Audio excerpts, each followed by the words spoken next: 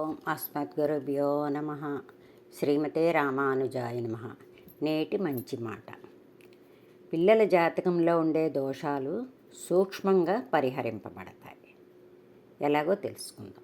జాతకంలో ఏ దోషం ఉంటే ఆ దోషం అనుభవింపక తప్పదు. కానీ చిన్ననాటి నుండి పురాణ ఇతిహాసాల నీతి కథలతో ఆచరింపవలసిన నడవడికలు పెద్దలు నేర్పితే పిల్లల జాతకంలో ఉండే దోషాలు సూక్ష్మంగానే పరిహరింపబడతాయి. అవంతి నగరంలో ఒక జ్యోతిష వేద పండితుడు ఉండేవాడు. ఇతనంటే ఊరందరికీ బాగా నమ్మకం. చివరికి రాజుగారికి కూడా నమ్మకం. ఎక్కడ ఏ కార్యం చేయాలనుకున్నా ఇతడి చేత చేయించేవారు. ఇతనికి ఎన్నో ఏళ్లుగా సంతానం లేకపోవడం వల్ల యజ్ఞాలు యాగాలు చేశాడు. చివరికి పుత్రకామేష్టి యాగం చేయగా ఒక పుత్రుడు జన్మించాడు. ఒకరోజు ఈ పిల్లాడి జాతక చక్రం వేసి చూడగా ఇతడు భవిష్యత్తులో గజదొంగ అవుతాడు అని ఉంది. భయం వేసి మళ్ళీ చూడగా గజదొంగ అవుతాడనే వచ్చింది. నెమ్మదిగా మనసును అదుపులోకి తెచ్చుకుని వీడి జాతకాన్ని మార్చలేం కానీ మనస్సును అదుపులో చెయ్యాలి, ఎలా అని ఆలోచించి ఆ రోజు నుండి పిల్లాడికి రామాయణ భారత భాగవతాలు గరుడ పురాణం లాంటివి బాగా పిల్లాడికి చెప్పాడు. దాంతో ఏ తప్పు చేస్తే ఏ శిక్ష పడుతుంది, ఈ తప్పు చేస్తే ఈ శిక్ష పడుతుంది అంటూ, ఏ దొంగతనాలు చేస్తే ఏ శిక్ష పడుతుందో, ఏ శిక్ష అనుభవించాలో అని మనసులో లోతుగా పాతుకుపోయింది. ఎట్టకేలకి ఈ కుర్రాడు కూడా మంచి పండితుడు అయ్యాడు. ఇతడి పేరు కూడా క్రమంగా ఆ నోట ఈ నోట పడి రాజుగారి దగ్గరికి వెళ్ళింది.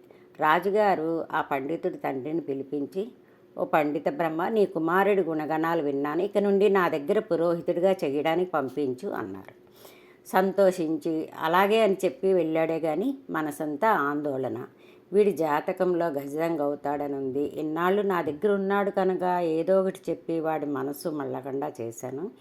ఇప్పుడు రాజమందిరిలోకి ప్రవేశిస్తే అక్కడ విలువైన సామగ్రిని చూసి పొరపాటున మనసు మారి దొంగతనం చేస్తే వాడు తలైపోతుంది. పంపించకపోతే వీడికి భవిష్యత్తు ఉండదు. అక్కడికి వెళ్ళాక ఏదైనా చేస్తే మనిషే ఉండడు అని తనను తాను నిగ్రహించుకొని కొడుకుని పిలిచి, నాయన, రేపటి నుంచి నువ్వు రాజమందిరిలో పురోహితుడిగా చేయాలి కనుక చాలా జాగ్రత్తగా ఉండాలి, ఏమరపాటుతో ఉంటే తల తీస్తాడు రాజుగారు అని ఎన్నో నీతులు చెప్పి పంపించాడు. మొత్తం మీద రాజుగారిని కలిసి అక్కడ పురోహితుడిగా నియమితుడయ్యాడు. పూజ చేయడానికి పూజ మందిరంలోకి వెళ్ళగానే అక్కడ దగదగ మెరిసిపోతున్న వజ్రాలు, పగడాలు, బంగారం వస్తువులు అన్నీ చూసి, ఆహా, నా జీవితంలో ఇలాంటివి చూడలేదు అంటూ చేతితో పట్టుకోబోయాడు. తీసుకోవాలని అనిపించింది. వెంటనే మనసులో, అమ్మో, ఈ దొంగతనం చేస్తే ఈ బాధలు పడాలి అని చిన్నప్పటి నుంచి తండ్రి చెప్పిన మాటలు పురాణాలు గుర్తొచ్చి, అమ్మో వద్దు అనుకుని పూజాది కార్యక్రమాలు చేశాడు. ఇలా కొన్నాళ్ళు గడిచింది. ఒకరోజు ఆనాటి కార్యక్రమం పూర్తి చేసి ఇంటికి వెళ్ళబోతుంటే రాజద్వారం దగ్గర ద్వారపాలకులు ఆపి చేతిలో ఉన్న మూట చూసి, ఏంటది స్వామి, చూపించండి అనగా, అయ్యో ఏమీ లేదు అన్నాడు. అనుమానం వచ్చి లాక్కుని చూస్తే ఆ మూటలో తవుడుంది. ఇదేంటి స్వామి, తవుడు మూట పట్టుకుని పోతున్నారంటూ అడిగారు. సందేహంతో రాజుగారి దగ్గరికి ఇతన్ని ప్రవేశపెట్టారు. అప్పుడు రాజుగారు జరిగిందంతా పోసగుచ్చినట్టు బట్టలు చెప్పారు. అంతా విని, ఎందుకు ఇలా చేశావని అడగ్గా, ఏమీ లేదు మహారాజా, ఆవుకి పెట్టడానికి ఇంట్లో తవుడు నిండుకుంది, ఎప్పుడూ లేనిది నాకు ఇవాళ దొంగతనం చేయాలని బుద్ధి పుట్టింది, అందుకే ఇలా చేశాను అనేసి చెప్పాడు. రాజుగారు నవ్వుకుని, అడిగితే బస్తాలకు బస్తాలు ఇచ్చేవాడిని కదా, దొంగతనం చేయవలసిన కర్మ ఏమిటి అని చెప్పి తండ్రిని పిలిపించారు. తండ్రి భయపడుతూ వచ్చాడు. అప్పుడు రాజుగారు జరిగిందంతా చెప్పాడు. అమ్మయ్య అని మనసులో అనుకుని, నన్ను క్షమించండి మహారాజా, వీడి జాతకంలో గజదొంగ అవ్వాలని ఉంది, కానీ చిన్నప్పటి నుంచి పురాణాలు ఇతిహాసాలు చెప్పడం వల్ల, వాటి ప్రభావం వల్ల ఈ చిన్న దొంగతనంతో పూర్తయింది, లేదంటే ఈ పాటికి వాడు గజదొంగ అయ్యేవాడు.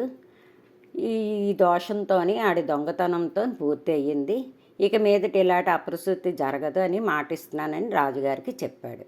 ఆ పండితుడి నిజాయితీకి మెచ్చుకుని రాజుగారు మణిమాణిక్యాలు, ఆహార ధాన్యాలు, తవుడు అన్నీ ఇచ్చి పంపిస్తాడు తండ్రి. ఇందులో మనం తెలుసుకోవాల్సిన నీతి ఏంటంటే, పిల్లలకి చిన్నపాటి నుండి ఇలాంటి పురాణాలు ఇతిహాసాలు చెబితే బ్రహ్మ రాసిన వ్రాతను పూర్తిగా మార్చలేకపోయినా మంచి విషయాల ద్వారా వారి జాతకంలో ఉన్న దోషాలను పరిహరింపగలగవచ్చును. సర్వే జనా సుఖినో భవంతు. సర్వం శ్రీకృష్ణార్పణమస్తు.